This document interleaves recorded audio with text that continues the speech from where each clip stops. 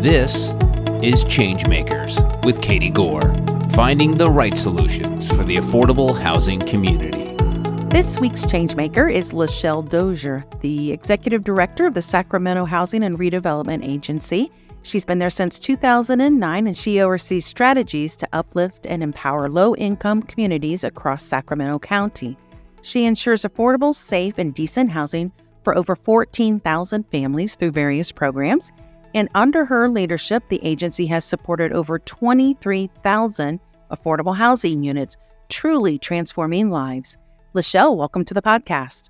Good morning, or afternoon. It's great to have you here. And Patricia Wells, one of our podcast guests and a powerhouse leader, she is eagerly waiting with bated breath to have you join us, and as are many other people. So thank you for being here. Absolutely. Patricia is just a wonderful person, and she's a great cheerleader for me, so I appreciate her. And both of you are doing amazing things in the affordable housing industry out there in California.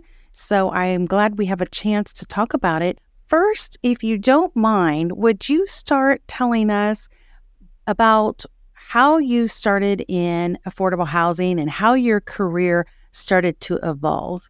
This is a story. I talk about it always in new employee orientation about, how did you end up here at SHRA? And essentially, I answered an ad in the newspaper. And so my kids are like, what's an ad in the newspaper? I'm like, this is what it was before there was Indeed. And I was looking for a change. So previously, my career had been in the area of administrative. I was an administrative director. I'd been an analyst. I had worked for a city. I'd worked for a university.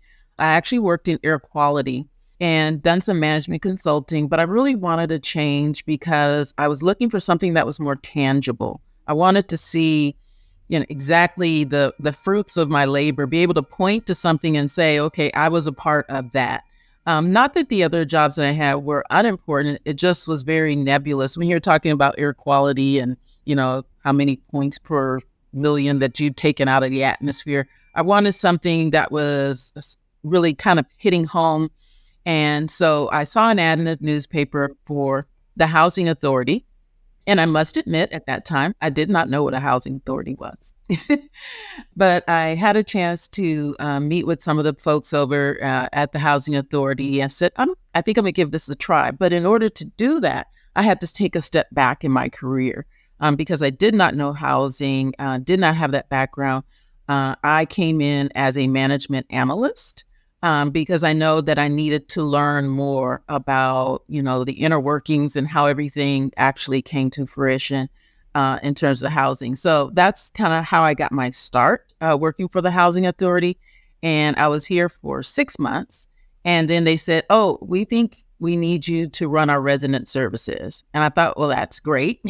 So I started running resident services. And then after I'd done that for, I think it was just a few months, they said, oh my gosh, the person who runs our Housing Choice Voucher Section 8 department is moving on, and we need you to step into that role. So I went on to run that Housing Choice Voucher Program. After a few years, they said, oh, we need you over on the public housing side. So I went over to the public housing side. Then they said, we need you to kind of head up all of the Housing Authority. Which, and I'll talk a little bit about SHRA. Housing Authority is just one of our components. So I did that. And then the executive director came in after a few years and said, I'm retiring. I'm like, wait, you can't retire. And I need you to step in as the interim. So at that point is when I knew that it was my opportunity to really step into the leadership role for the agency. And I went for it. I applied for the job. I was interim for a year. And then finally, I was appointed as the new mayor came in and said, gosh, she's been over there for a year doing a great job. Why don't we go ahead and give her the position? And that's how I ended up in this particular role. I've been here for 22 years and just love every minute of it. It's been hard, but I really do love it. Congratulations on the 22 years. That's an accomplishment. So give us an idea of what the affordable housing need is in Sacramento. Tell us what the realities are in the market and with the rents, and how accessible affordable housing is? For a long time, Sacramento was always seen as a very affordable place to live. In fact, part of how I grew up in Sacramento and then left and went to the Bay Area to go to college and stayed there because I absolutely loved it. It was great. But I couldn't afford a place to buy. And so all of my friends who were still here in Sacramento actually owned homes. And I thought, maybe I should really come back to Sacramento, which is my home. My family was here, so that I could too afford a place and buy something. So Sacramento was always seen as very affordable. Apartments were pretty easy to rent. If you were on a fixed income, you could do quite well. But just like the rest of the country, all of those things have changed over the last several years, and rents have escalated. The price of home ownership is out of reach for many people within the area. So we went from, something where you could rent a place for, $600-$700 to now is twice that, if not more. So it really has become quite a struggle. And that's really where a lot of the work that we do comes into play. But it has placed an incredible demand. And I'm sure everyone is experiencing this throughout the country. So we have here in California a regional needs of housing. And it says that we in Sacramento need to build 16,000 units of affordable housing to really keep up with the demand, which is obviously very, very difficult, if not impossible, given our funding. Wow, that's a lot of units. How are you guys going about tackling that? Are you acquiring properties, redeveloping? What's your strategy there? So let me just talk a little bit about SHRA, because we're a bit unique, which does feed into our strategy.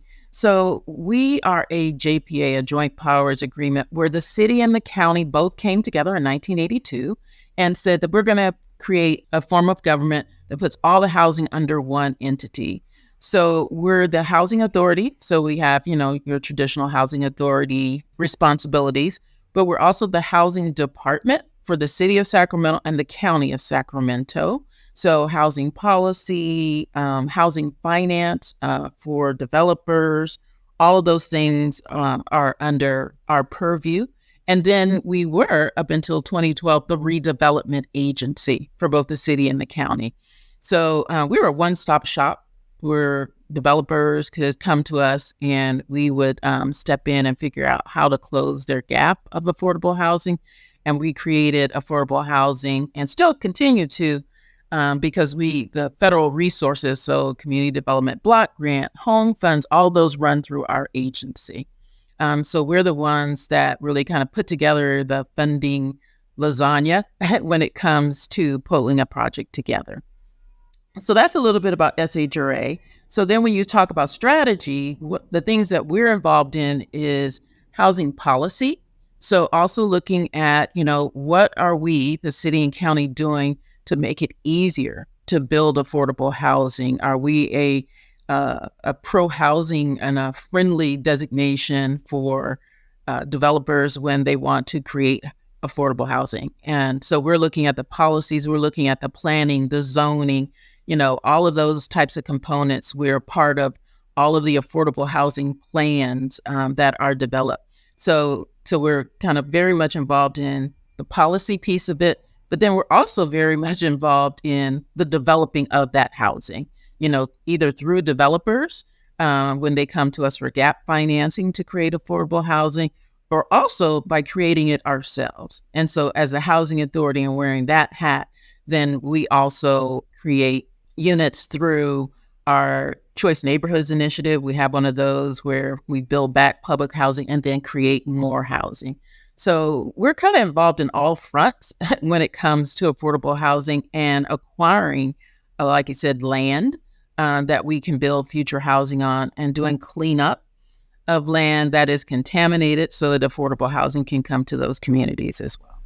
That's quite the wide spectrum of things that you offer and quite a variety of funding programs. Are you seeing the complexity of how you leverage and fund those? How has that changed over your duration, and any predictions on what the future is going to look as you package deals to try to make all this happen? Well, it definitely has changed a lot, and we've been very constrained. So, you've been a place for quite some time when you talk about, oh, in the good old days. Right. You have the different acronyms to call it too. Exactly.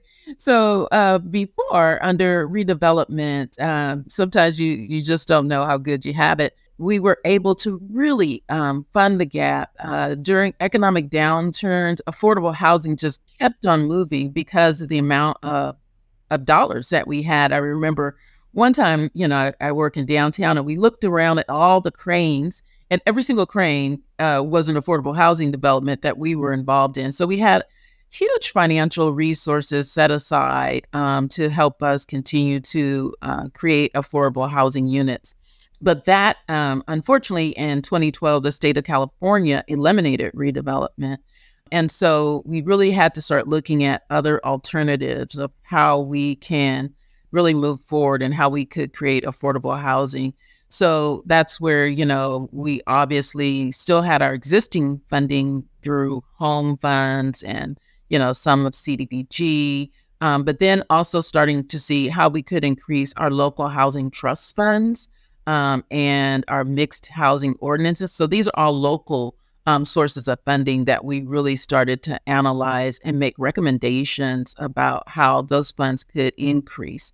So we're not back to nearly the level that we had before, but we are continuing to kind of feed that pipeline of funding.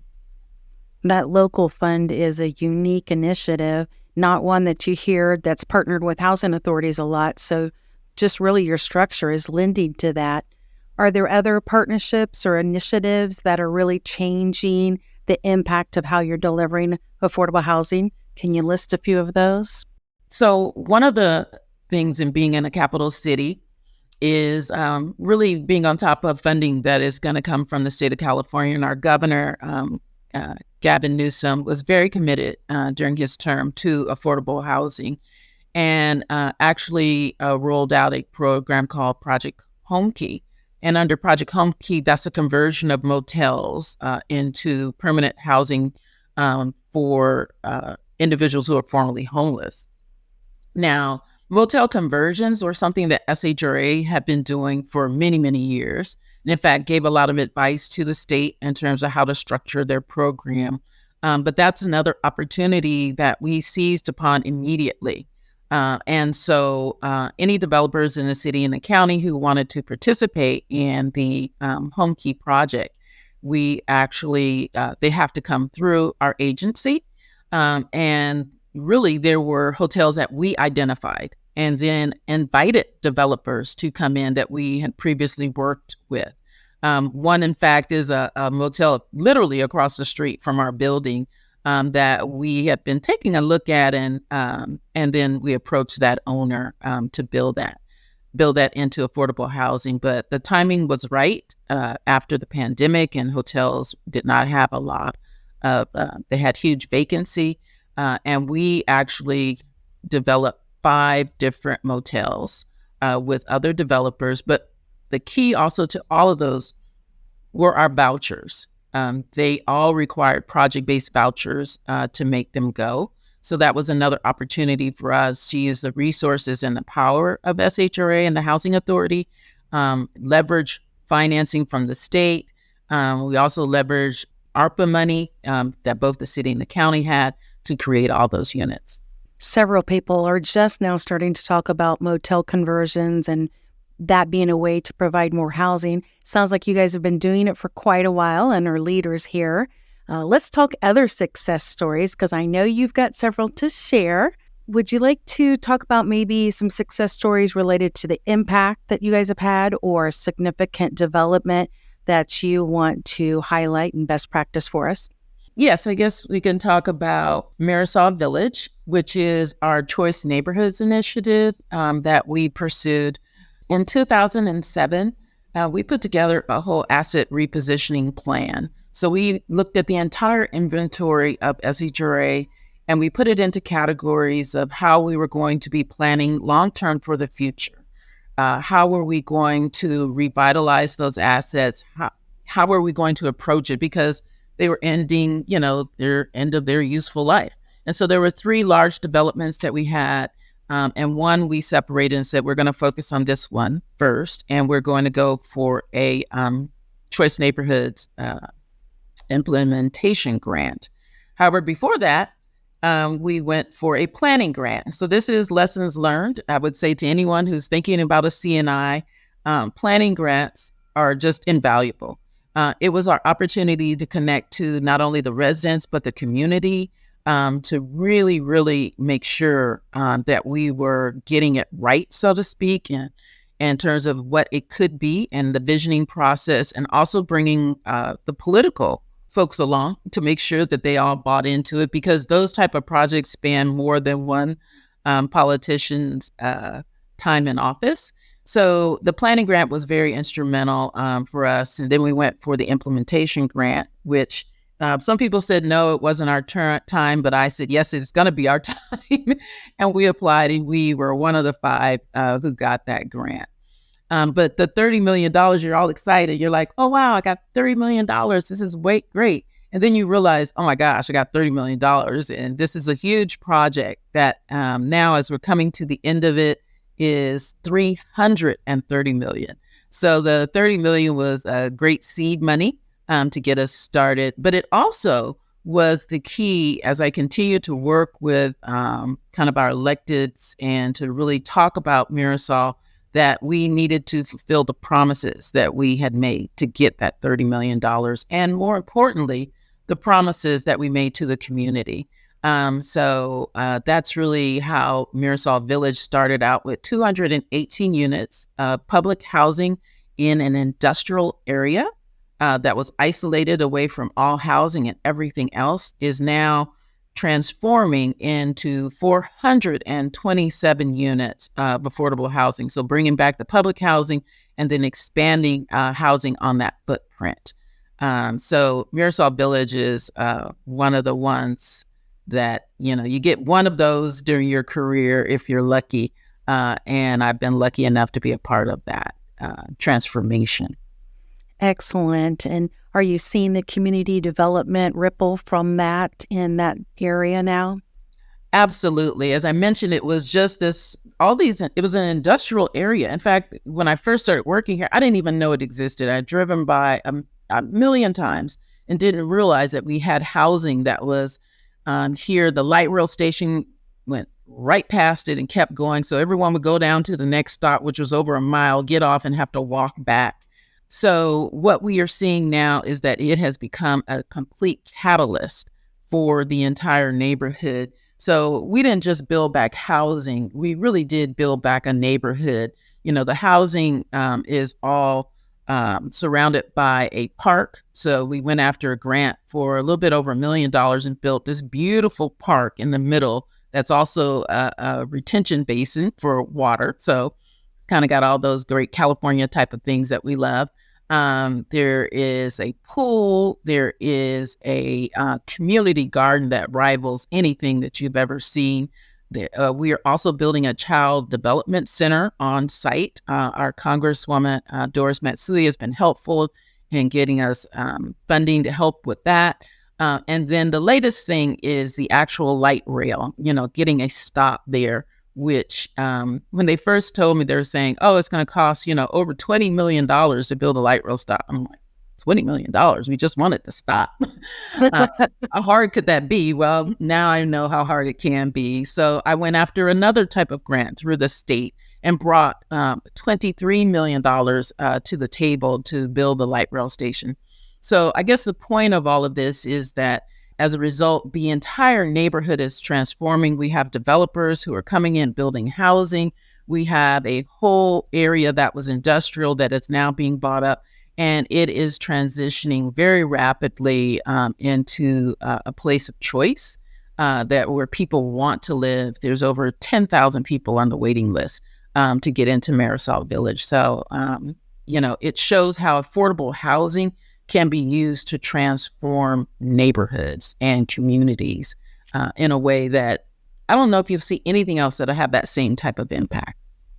What a beautiful success story. And I wish there were abilities for everybody to have a CNI, because this is exactly what affordable housing and true comprehensive community development should be. So it's great to hear what you guys have transferred that grant to do for your community. Absolutely. It's been a long journey, but, we'll get there.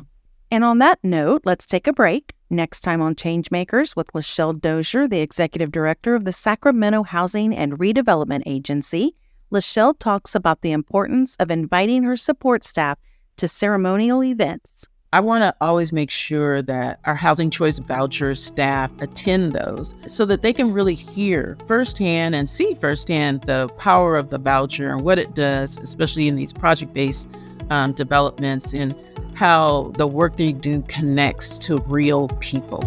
Thanks for listening to ChangeMakers with Katie Gore. To find out more about Katie, go to quadel.com. That's QUADEL.com.